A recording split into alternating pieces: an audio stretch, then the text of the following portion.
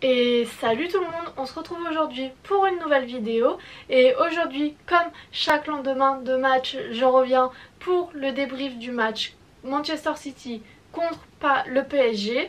Et voilà, c'est un match qui a fait beaucoup de mal aux supporters parisiens. Mais j'avais envie de le débriefer, j'avais prévu de le débriefer. Et je trouve qu'il était très intéressant à analyser, à regarder. Et voilà, donc je vais faire le débrief de ce match là et voilà. Comme d'habitude, avant de vraiment commencer cette vidéo, vous pouvez toujours laisser un pouce bleu, vous abonner et voilà, ça me fait toujours très plaisir de voir des gens suivre un peu mes vidéos. Donc voilà, juste ce petit point là et comme d'habitude je vous laisse avec le générique et on se retrouve juste après.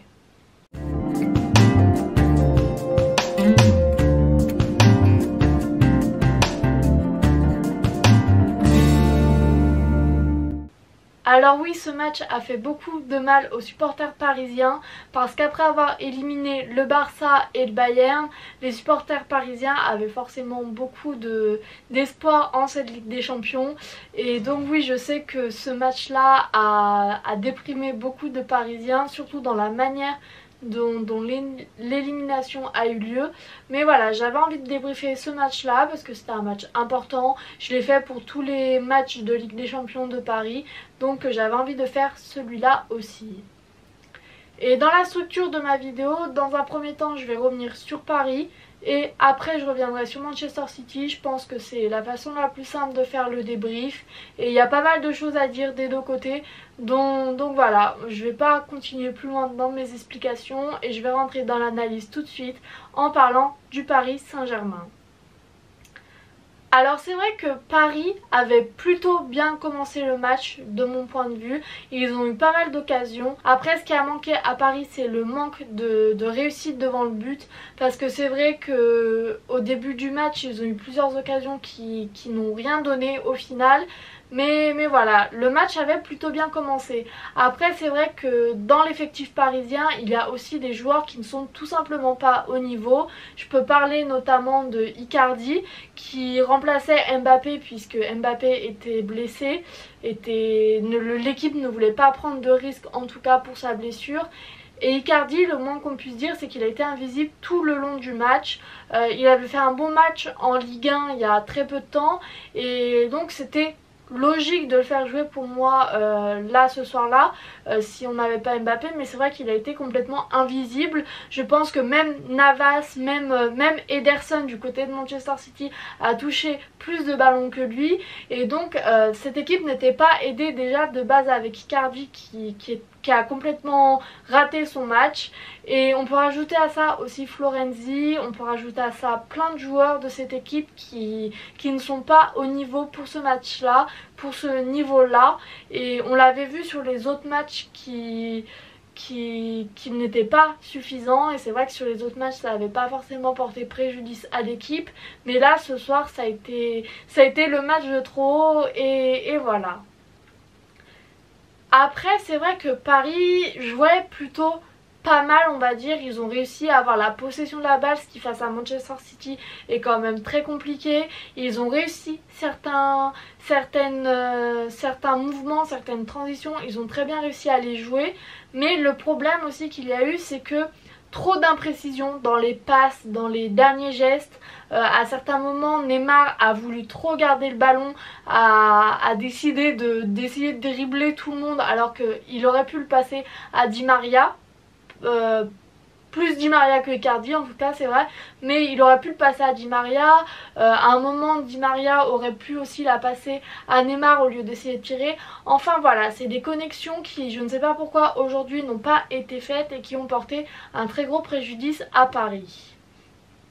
Parce qu'après du côté du système de jeu, du plan de jeu, c'est un plan de jeu assez basique du côté de Paris, c'est un plan de jeu qu'ils ont l'habitude d'avoir et donc le plan de jeu était plutôt bien pour moi. Après oui c'est plus au niveau individuel, Icardi ne vaut pas Mbappé, Florenzi n'est pas suffisant, voilà c'est tout des petits détails comme cela qui a fait que les Parisiens sont complètement passés à côté de leur match.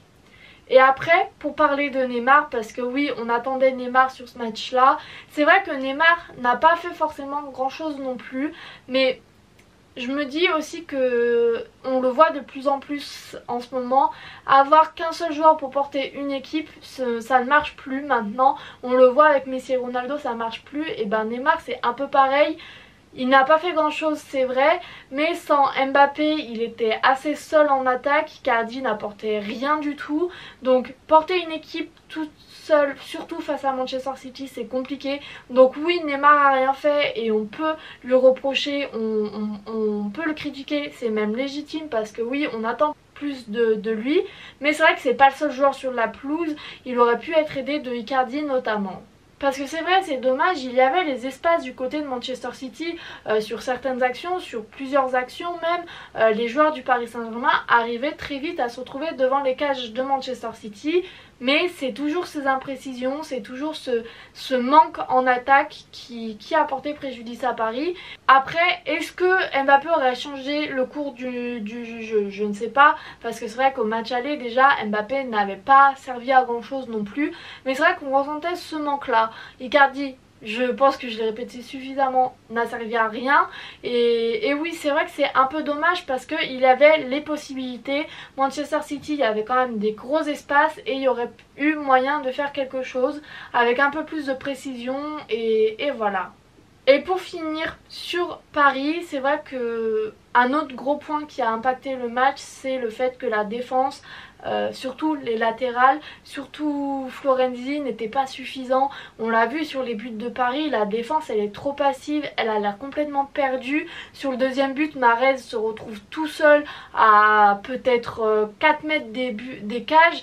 C'est pas possible, c'est juste pas possible. Il y a un problème de marquage et pour moi c'est ça. Autant Kipembe, Marquinhos ça marche plutôt bien, autant sur les côtés c'est vrai que sur ce match là, quand tu as Foden d'un côté, Mahrez de l'autre, c'est compliqué d'avoir Florenzi et Diallo en latéraux. Mais vraiment Florenzi était complètement perdu, il n'arrivait pas à marquer ses joueurs. Oui, sur le deuxième but, son côté n'est pas du tout couvert, on laisse courir. Donc voilà, la défense de Paris, les latéraux n'est pas suffisant, on le répète depuis longtemps et ça s'est vu ce soir-là, donc voilà. Et donc maintenant le débrief de Manchester. C'est vrai que Manchester City pour moi c'est une équipe qui est au-dessus des autres depuis pas mal d'années parce que je les vois évoluer en première ligue. C'est vraiment une équipe rouleau compresseur et je trouve que encore aujourd'hui on l'a vu cela, on a vu ce côté rouleau compresseur qui sait appuyer là où ça fait mal, qui sait mener des offensives, des contre-attaques et tout ça. Et oui, ce que je retiens de ce match là, c'est que Manchester City a parfaitement géré ses contre-attaques. C'est vrai que Manchester City n'a pas fait grand chose, il n'avait pas la possession du ballon, ce qui est quand même assez rare venant de Guardiola et de Manchester City, mais ils ont su parfaitement contrôler leur contre-attaque. Les deux buts qu'ils marquent, c'est des buts sur contre-attaque, c'est des buts en transition très rapide. Le premier c'est un dégagement d'Ederson, le gardien de Manchester City. C'est vraiment cela qui a été parfaitement mis en place du côté de Manchester City. Et avec ça, on a une défense très solide. Diaz, c'est la recrue de Manchester City pour moi cette saison. C'est vraiment un défenseur qui apporte quelque chose en plus à Manchester City. Un très grand défenseur alors qu'il est tout jeune. Et ça a aidé Manchester City. Et c'est vrai que son partenariat avec Stones, ça marche vraiment très bien Manchester City et ça donne des résultats. Donc voilà. Après oui, il n'y a pas grand chose de négatif à dire pour moi de cette équipe de Manchester City parce qu'ils ont géré le match tout simplement, ils ont géré les résultats, ils ont géré tout cela, mais en ayant quand même un peu d'attaque dans leur jeu, parce que oui, très vite ils arrivaient à se projeter en attaque, ils arrivaient à faire mal aux Parisiens, à faire mal à la défense parisienne, aux côtés parisien. Et oui, pour moi Manchester City, le débrief il va être très court parce que je ne dirais pas que c'est une équipe parfaite parce que dans le foot il y a toujours quelque chose qui est améliorable, mais c'est vrai que Manchester City c'est ce côté oui rouleau compresseur, qui sait faire mal, qui sait aller de l'avant très vite, qui sait où est sa force et voilà. Et c'est vrai que peut-être que en début de saison il y avait un problème en défense qui a été très bien comblé avec Ruben Diaz, et Ruben Diaz, on a vu que ce soir que c'était vraiment un très bon joueur qui a sauvé Manchester City plusieurs fois, qui a très bien joué et voilà. Et c'est vrai qu'avec ça on a vu Ederson, son jeu au pied est magnifique, et ça ce n'est plus à prouver, parce que le jeu au pied d'Ederson est quelque chose que, en tant que grande fan de la première ligue, Ederson c'est un joueur que je vois souvent évoluer, et son jeu au pied est vraiment remarquable, et voilà, ce n'est plus à prouver et voilà. Pour moi, Manchester City c'est une équipe qui a des gros atouts dans tous les secteurs de jeu. Foden aussi, c'est un jeune joueur que j'ai vraiment hâte de voir se développer, parce que aujourd'hui il a raté plusieurs fois, mais sa qualité elle est là, elle est indéniable, et oui, j'ai hâte de voir ce jeune joueur se développer et voir ce qu'il peut faire à l'avenir. Donc voilà pour Manchester City. C'est vrai que c'était un peu plus court forcément, vu que c'est l'équipe qui s'est qualifiée. J'ai pas trouvé trop de défauts à donner à Manchester City, si ce n'est qu'il y a eu beaucoup de fautes qui a cassé le jeu parisien. Mais ça, après, si c'est plus un problème d'arbitrage que de joueurs. Les joueurs de Manchester City font ce qu'ils peuvent pour gagner. Donc voilà, le débrief de Manchester City est assez court, parce que moi je trouve que vraiment Manchester City a très bien géré son match. Et Guardiola, je voulais finir sur ce point là, Guardiola a fait vraiment un très bon boulot avec Manchester City, parce que c'est vrai que la manière dont Manchester City a joué aujourd'hui ne ressemble pas à ce qu'ils ont l'habitude de faire, c'est-à-dire laisser la possession et jouer en contre-attaque. Mais c'est tout le génie de Guardiola pour moi, il a su s'adapter, il a su changer son système, son plan de jeu, son schéma de jeu, pour emmener Manchester City vers sa première finale. Une finale très longtemps attendue, parce que pour moi Manchester City c'est un peu comme le PSG. C'est un club qui a beaucoup investi, qui a beaucoup d'argent, et jusqu'à présent les résultats en Ligue des Champions n'étaient pas présents. Et pour moi c'était un peu deux clubs semblables qui s'affrontaient, parce que ce soit Paris ou Manchester City qui gagnait, c'était forcément un exploit pour les deux équipes. Donc voilà, c'est Manchester qui a réussi cet exploit, et c'est dommage pour Paris, parce que c'est vrai qu'en tant que Français j'aurais aimé voir un club français aller en finale, aller gagner la Ligue des Champions. Mais c'est vrai que Paris a quand même mis derrière lui un peu le souvenir de la remontada, a montré qu'il pouvait aller loin en Ligue des Champions. Manchester City, ça faisait des années aussi qu'il cherchait surtout cette Ligue des Champions. Donc voilà, c'est Manchester City qui est passé, mais ils ont montré, Manchester City, qu'ils savaient franchir ce cap là. Paris, ça, je suis sûre que ça va arriver aussi. Comme je l'ai dit, c'est deux clubs qui se ressemblent, et ce que Manchester City a fait, je ne vois pas pourquoi Paris ne serait pas capable de le faire dans les années qui viennent. C'est sur la bonne voie, je pense, donc voilà. Voilà pour ce débrief. J'avais envie de faire un débrief un peu court, revenir sur tout le contexte qu'il y avait par rapport à ces deux clubs, parce que c'est vrai que c'est deux clubs semblables comme je l'ai dit. Donc voilà, j'espère que cette vidéo vous aura plu, et quant à moi je vous dis à bientôt pour une nouvelle vidéo, et salut!